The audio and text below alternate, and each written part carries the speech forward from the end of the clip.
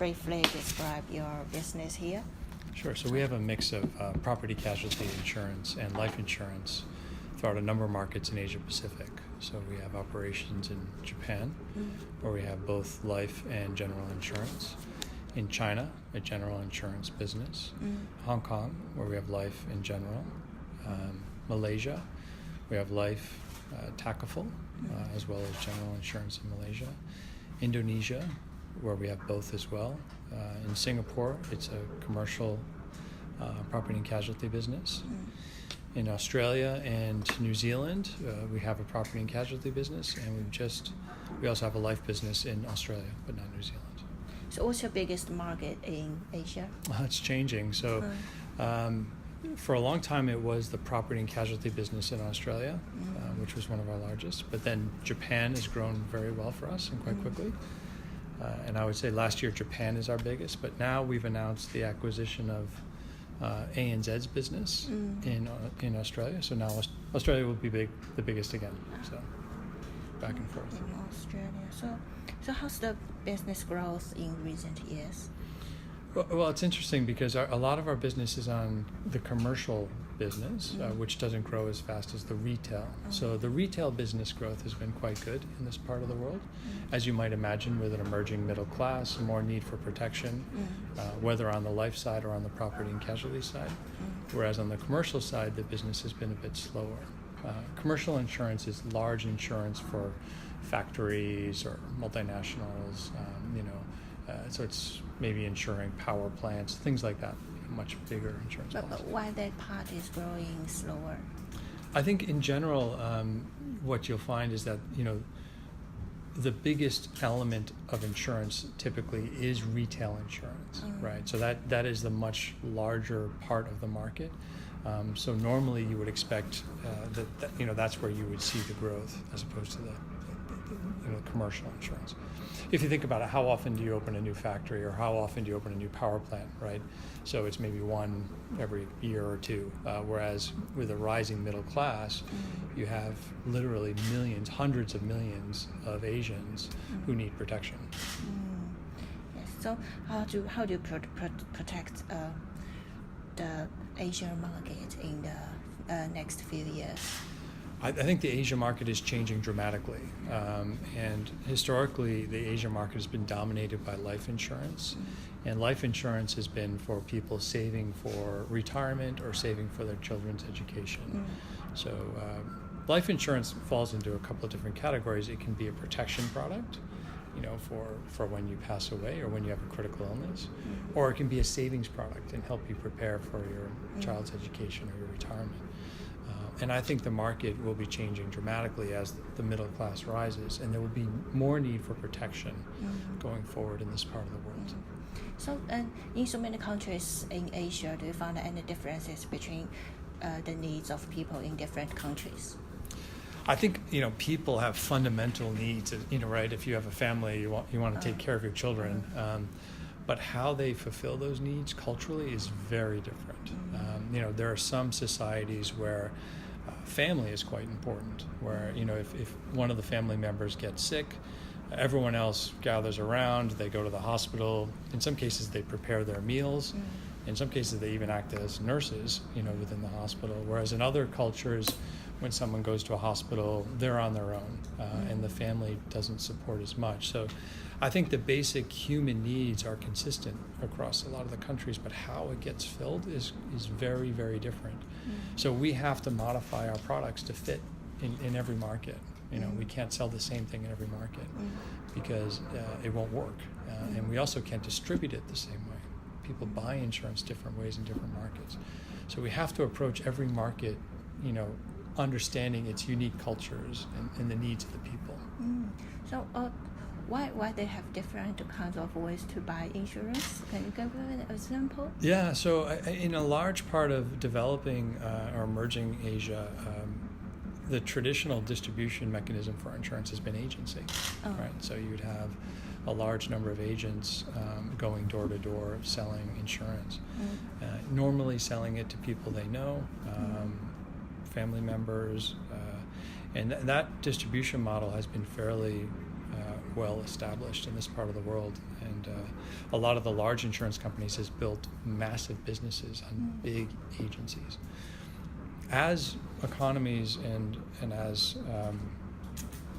I would say the industry matures, the distribution changes. So in Japan and Australia, the bulk of the distribution is through independent financial advisors. Independent financial advisors are not tied to one particular company. They sell products from all different companies, right? So you see the markets change from tied agency, where they only sell for one company, to independent advisors, where they sell from multiple companies. And now with emerging technology, the fact that we all have a phone sitting here on the table, people are starting to buy insurance through different means, through technology, through direct access. Through mobile phone apps. Exactly. Or online. Exactly. So do you also have this kind of softwares for purchase of insurance? You have to. I mean, you really have to in this market. If you don't, you will fail. So it's understanding.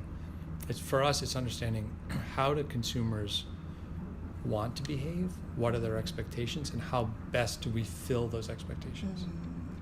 So think about it, even if insurance doesn't change, right? If you want to get a taxi to go somewhere, if you use Uber, right? When you plug in an Uber for an Uber car, you know exactly where that car is and when it's going to arrive to pick you up.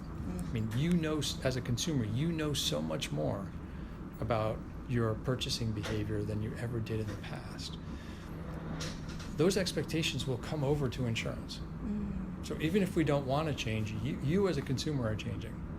You expect different things from companies, so we have to change.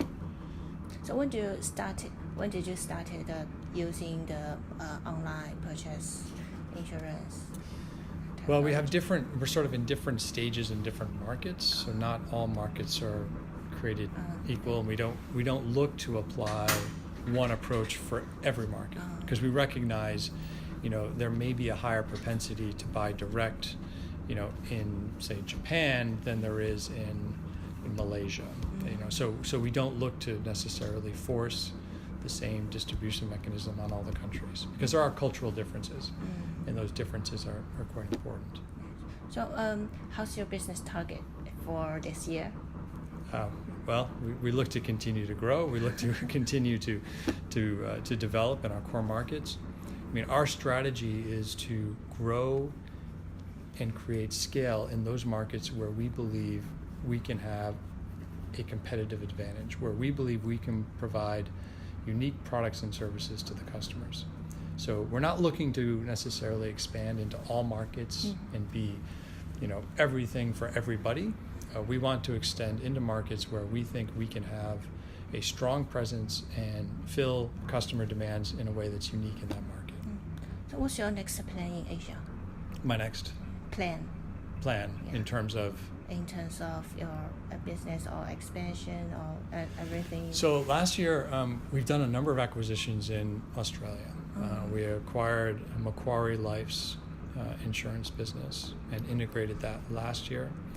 We acquired Covermore, which is a travel business, a global travel business out of Australia. We closed that acquisition last year, and at the end of last year, we announced the acquisition of ANZ's life insurance business.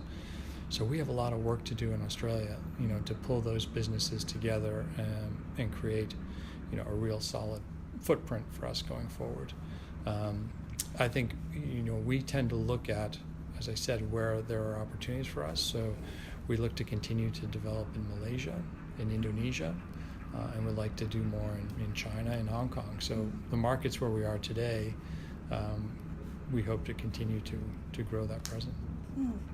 So what kind of companies that you're interested in, that you'd like to acquire? A couple of things that we look at, and making acquisitions is not a strategy in itself, right? So our strategy is not to acquire businesses. Our strategy is to build scale and a consumer proposition which is unique. So if acquisitions help us execute on that strategy, then we'll look at them. But they're not essential for our strategy, if that makes sense. So when we look at acquisitions, it could be for particular technologies, right? So we just acquired a company in Hong Kong called Brightbox. Brightbox does telematics for the automobile insurance industry. You know, that gives us a particular capability which we can then use, you know, a technology capability which we can use in our companies to help create that advantage for us in those markets. We've also acquired a company called FitSense, and FitSense is an analytics company that looks at individual well-being, and it's a company that we use for their analytical approach and their data capabilities. So again, it's acquiring that capability, that technical capability. The other reason we might look at an acquisition is to get scale. To get scale. Right. So it's either going to be for scale or for technical capabilities. But you know, many mainland technology companies like Alibaba, and they have very cutting edge technologies. Where you considering to cooperate with them? Yeah, we do cooperate with a lot of technology companies in different countries. And it depends on what value do we think we can bring to our customers by partnering with those various firms, right? So there has to be the output of that cooperation has to be something better for our customers, and if we can do that, then we will absolutely partner with them. We don't necessarily think that we're going to invent the next best technology, right? So we're not a technology company. We utilize technology. We depend on technology, but we're not a technology company per se. So partnering with experts in technology is essential for us to be successful. So what do you think is your competitive advantage in the industry? I think we have several. The first thing I would always come back to is our people. You know, unlike a manufacturing company, for example, we don't make anything, right? We don't make anything, so we can't improve the quality of our products by using, you know, better steel, or, you know, by using a higher quality plastic, right? The only way we make a better product is by having better ideas. And so we are really a company that's dependent upon our people, and we have people that have fantastic knowledge. We also have a composite business. So I mentioned in the beginning, we do life and property and casualty. There are many providers out there that have life or property and casualty, and not a lot have both. And we believe that there are opportunities by having both life and property and casualty under one umbrella, and leveraging that composite license. So that's another advantage I think we have in the market. We have a very strong brand name. Zurich is a very well-known brand. It's a very stable brand. It's been around for 140 years, 160 years, I get that right? A long time. And so that's a real advantage for us in this marketplace. And we plan to leverage all of that. So what's your next plan in Hong Kong and China? Well, in Hong Kong, we have a number 4 property and casualty business already. So we do a lot of retail in Hong Kong.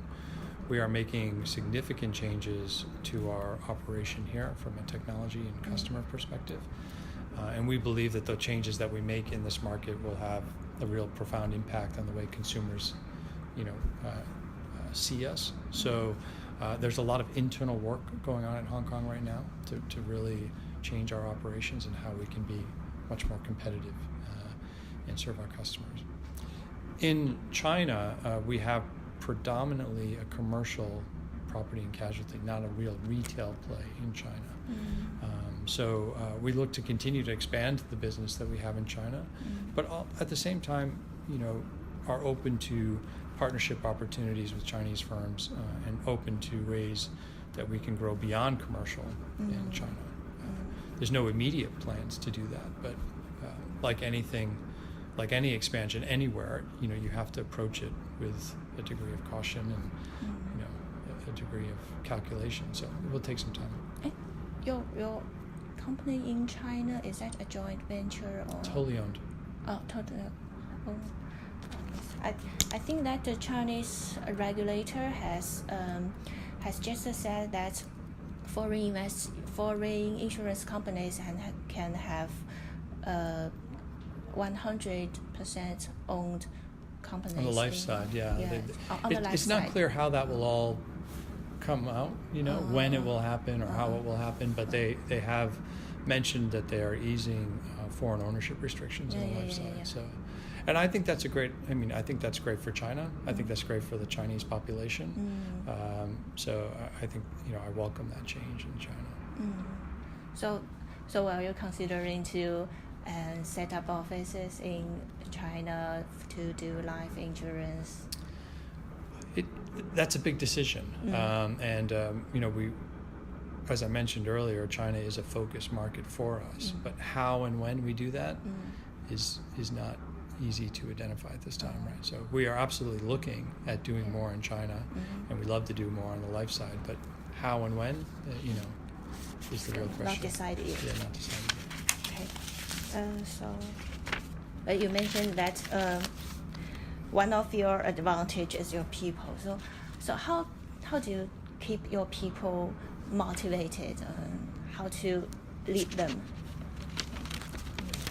It's always difficult, right? I think that what we're trying to develop in Zurich is a very open culture, one where we value diversity, we value people's individual opinions, and we empower people to speak up and to make decisions on their own. So I believe what's motivating for people is to feel as though they're contributing to the organization and they're empowered to make decisions. So we are really, one of our core strategic objectives is to simplify our organization and through simplification, empower people to do their jobs, make decisions, and have an impact. And I think that's how you motivate people. You help them appreciate that the decisions they're making will have an impact on the customer, on the business, and you make them much more a part, of the organization. So that they can feel that they can change something, they have a sense of success. Yes. So they will be more happy to work. Yes. Right. Yes. I mean, everyone hates it, right? If you're not allowed to do anything, you sort of say, "Why am I here?" Right? If in your role you weren't allowed to write stories, you say, "Well, what am I doing?" Right? So I think we have to empower people and let them do their job, and recognize when they're doing a good job. Reward them for doing a good job, give them opportunities to develop their careers internally or overseas. So if someone in Hong Kong is doing a fantastic job on the claim side and they want an experience in Australia, can we give them that experience? So by empowering them, you identify which people are self-motivated and want to continue to develop themselves. You give them those development opportunities, and it's an ongoing process. So you will send your staff or outstanding staff to overseas companies to learn new things? Well, because of our presence all over the world, we have a number of staff who move, within Zurich, right? But they may move from a Zurich operation in Japan and come to Hong Kong, or in Australia and go to Malaysia, or even Hong Kong and go to Zurich, or the United States, or somewhere else in Europe. So there are opportunities for our employees to get that type of experience, which I also think is highly motivational for people who want it. There are a lot of people who don't want it, and we don't force people. But we try to create those opportunities for those people who do want it. So what do you think, what is the one characteristic that you think every leadership possesses, the most important one? In my role, I think there are a couple of things. First, I would say is you have to have a vision. Have a vision. You have to have a vision for the organization in terms of where you want the company to be, and maybe more importantly, what you want the culture of the organization to be. So how do you want people to behave? How do you want them to interact with one another? What type of people do you want? So it's not only how big are you going to be in what countries, but how will the organization behave, and what's the culture? So having that vision, I think, is absolutely critical. The second thing I'd say in my position is you have to be able to empower your people to operate, because you cannot be everywhere all the time and do everything by yourself. So you have to be able to empower people and give them the authority to make decisions, and trust that they will execute in a way that is consistent with the vision. So that's why the vision is so important, because it directs people. And I think that empowerment is critical. And the third thing I would say is you really have to be able to listen and have a high degree of empathy. The best ideas are not necessarily my ideas. The best ideas come from the organization. And if you're able to listen for those ideas and proactively take input, then you will have a better decision. Speaking of the vision, what's your vision for Zurich Insurance here? So the culture that I'd like to sort of cultivate within the organization is, again, one of empowerment, which we've talked a lot about, and one that really focuses on everyone's ability to actively listen and take feedback on any sort of potential strategic direction. So I want one where people can speak up, they can speak their mind in a safe environment, so they don't feel threatened by speaking their mind, and they know they'll get listened to and they'll be empowered to do their job. Do you have you set up like a goal for the company, like in 10 years or in 15 years we want to be how much big or how many offices? Yeah, of course we have financial and strategic goals, although we don't disclose them to the market, right? So, but it is important to have those financial goals in place as well. Otherwise, you don't know if you're delivering on those expectations. Okay. So, what do you think is the biggest challenge in the Asian market right now? I would say, changing consumer behavior and demands. It's our obligation to continue to respond to those changing demands and changing expectations. But it's changing so quickly. I mean, if you look at what's happened in China in terms of payment, very few people, especially in the major cities, use cash anymore, right? They're all using their phone. Everything from buying a cup of coffee to a newspaper or lunch. I mean, no one uses cash. That happened in probably 4 years. Yeah. People went from a cash society to a complete cashless society. Those changes in consumer behavior create demands on us as an industry, right? To not only, fulfill customers the way they want to behave, but also help lead them and give them new tools, new techniques. And that changing consumer behavior is a huge challenge to stay ahead of that. But it's also the biggest opportunity, right? Because if you can do that better than your competitors, then you can gain loyal customers. And so, do you have any advices for? Oh no, not this one. But how long have you been with Zurich, and why you joined this company? So I came over with the CEO. His name's Mario Greco, the group CEO, and he brought me over. I worked with him previously. So I've been here for about a year and a half. A year and a half? A little more than that now, I guess. Yeah. September will be 2 years. So, I joined because he brought me over to work with him. So what's your first impression about this company? It's an incredibly global organization and diverse organization. So when you look at if you start at the board of directors, we have a diverse set of directors from all over the world, different nationalities, good representation of men and women. It's a very diverse international board. And Zurich is a diverse international company. If you think about it, our home market of Switzerland is a relatively small market in the world, right? So we have to be diverse. We have to serve and be able to operate in a lot of different countries. And that's an incredibly powerful proposition in the world if you can be diverse and open to new cultures. So,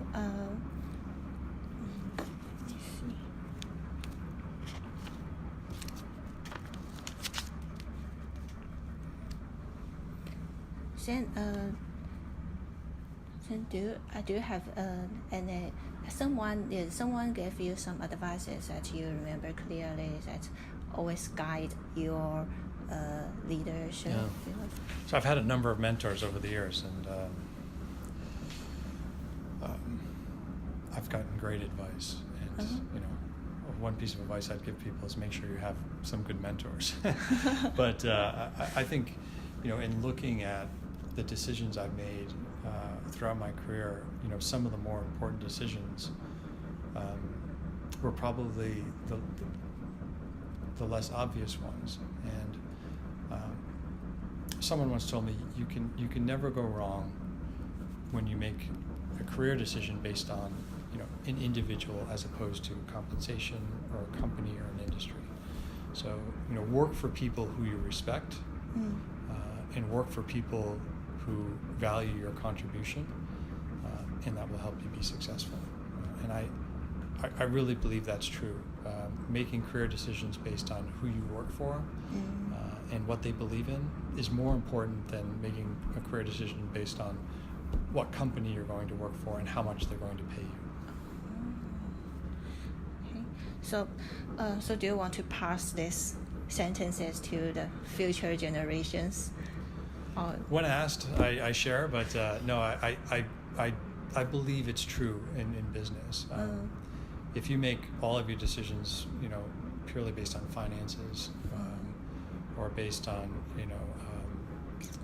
sort of other things, you will make wrong decisions. But if you're going to work for someone that you respect and that respects you, then that will be a good decision. It's so true. A lot of statistics have shown people leave their jobs because they don't like working for their line manager, or there's a change in line manager. Yeah, very few people leave a job because of compensation. People leave a job because they're not happy with their boss. Yeah. So I think you're good to your employees, good to your people, right? Well, I think I'm honest with them, which is a very strong start, and hopefully I'm empowering them the way I would want to be empowered. And I think if I do those two things, then I'm off to a good start. Yes. So do you have any advices for the young people today? Well, there's a lot of advice I would give young people today, but I think this new generation coming to the workforce is really unique. I once participated in a reverse mentoring program where new younger employees mentored the older employees who had more work experience. It was an amazing learning opportunity for me just to understand how young people today think, and how they behave. I would say take the time before making any major decisions to understand how your position, how your role is going to influence the business and the opportunity. Because I think too often people make very quick decisions without really understanding, what does it mean for them, and how are they going to impact the organization. So take the time. Take time. So what's your impression about the young generations today? I think they're amazing. It's to watch young kids and my own children, right, and the next generation ahead of my kids, to watch them be able to absorb so much. When I was their age, we didn't have the access to such a broad view in the world. If you think about what we had to do, we had to read newspapers and go to libraries and research out of books. But people have incredible access, and young people have incredible access to worldviews. They have incredible access to different cultures, and their ability to take all that in and process what it means, and then behave and operate in a way that's effective is really amazing to me. So I think they have an incredible opportunity as sort of the first generation to really be given so much knowledge and information, and how do they use that? So you're also learning to cooperate, to work with them. You have to, yeah. I mean, it's the future, right, of what happens. And the world is going to change a lot in the next, I don't know, 10 years, 20 years, 30 years, 40 years. And the people that are coming into the workforce today are going to lead that change. So you are also learning from your young employees. You have to. You have to. So, so how do you learn from them? You talk to them or? Interaction. I talked about a reverse mentoring program, which I think is a great way to give them. Do you have that in the company? We do not have it here yet, but I do think it's a great way to do it, and it's something we should talk about doing. But through frequent interaction and through empowering them. By the way, the young generation don't feel like they need to be empowered. They feel like they already are empowered, which is great. So, and I think that's important to give them an opportunity to be heard. Yes, to be heard. So you have also joined YPO. So what's YPO's impact on you as a leader? So I joined YPO in Vietnam when I was a CEO in Vietnam, and I joined the Vietnamese chapter. And then I joined, when I moved to Hong Kong, I moved into the Hong Kong chapter. In Vietnam, in what year? Which year? Oh, when was that? I'd have to look to tell you, but it was okay. 2010, 2011, something like that. Around 2000. Is that right? No, 2010. Oh, 2010. Yeah. Let me check. I'll find out for you. But it's an incredible network, and it's a very safe network of like-minded, individuals who are running organizations. So it's an incredible place to learn, where you can be open, transparent, and gain insights from your peers. What have you learned in the organization? I don't know where to begin. So, I mean, there are a number of different activities that they hold throughout the year, different types of learning events and opportunities to participate in, meetings with people that I would normally not have an opportunity to meet. So, it's an ongoing educational process. It's one of those things where, the exposure to learn from how others run their business and how you might apply it to what you're doing, to speak to politicians about the issues that they're facing, to speak to scientists and understand what's happening in the world and global warming. I mean, it goes across so many different dimensions, and it gives you so many different things that you can then apply back to your own personal life and to your business. Okay. So, and you are very busy all these years. So, do you have time to balance your life and work? So I don't look at it that way. My life consists of work, personal, family. So I don't think about it between balancing life and work, because work is life. Just like family is life, and my own personal time is life. So for me, family is very important, and I wouldn't sacrifice my family for other things in my life. So it is very important to create that balance, but everyone has a different balance, and the balance is always changing. The demands are always changing. So, what you do one month may not be what you need to do the next month. And I find that having that flexibility and making sure you're able to, focus on something that's important when it's important, is the way to operate, as opposed to saying, I want to spend, 20% of my time with my family all the time and 60% at work all the time, but being able to shift, right, and prioritize, but never, losing that attention to what's truly important. But recognizing that sometimes you do spend a lot of time at the office, or you're traveling a lot, but then other times it's more important to, to be with the family. So, is your family in Hong Kong? Yes. So maybe how much time will you spend with them a week? It varies from week to week, right? So there are some weeks where I'm with them, every morning for breakfast. I come home for dinner, and I'm with them on the weekends. There are other weeks where I'm traveling all week, and I don't see them for a whole week. So, creating a dynamic balance for me is absolutely critical. And making sure I'm there for the important times with my family, and I'm there for the important times at work. How many children do you have? 2 children. I have a 12-year-old son and a 14-year-old daughter. Oh. So they are in 12-year-old son. Yeah. So what do you do in your leisure time then? I spend my time with them. So whether it's going to sporting events or dance recitals, or on the weekends just as a family doing things together. But that is the bulk of my leisure time is with my family.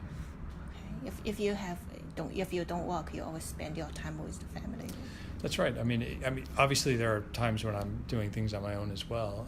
But my priority is my family. So do you have any routine activities every day? Like some people go to gym 1 hour before they go to work, like this. Yeah, so I get up early. I like to get up early in the morning, and so this morning I was up before 5 o'clock Before 5? Before 5, just to do some exercise, and then back home to have breakfast with my family. And I feel that exercise in the morning gets my day started, and you have the sense of accomplishment. I've already done that today, right? So, and also I think at the end of the day, you have much less control over your calendar. Dinner comes up, or you have to meet someone for a drink or coffee. So when do you go to sleep? It's very late. When do I go? Go sleep. I try to get 6 hours of sleep a night. 6 hours. That's a good night. Yeah. So what's your hobbies? Well, right now it's really doing things with my children. So I coach my son's baseball team. I help coach my son's baseball team. I really enjoy fitness and running, getting outside, and that's really Some sports activities. But usually, because of my schedule, it tends to be more solo sports. So it's either running or in the gym. I play some tennis, but I can't commit to a team, right? Again, my priorities are with my family and with my work. Yeah. And music, right? Music is also one of your passions. I love music, yeah. Music? Do you sing or play? No, I used to play the trumpet, but not so much anymore. Okay. I think that's enough for my articles. Okay, thank you very much. Thank you. It's a time still.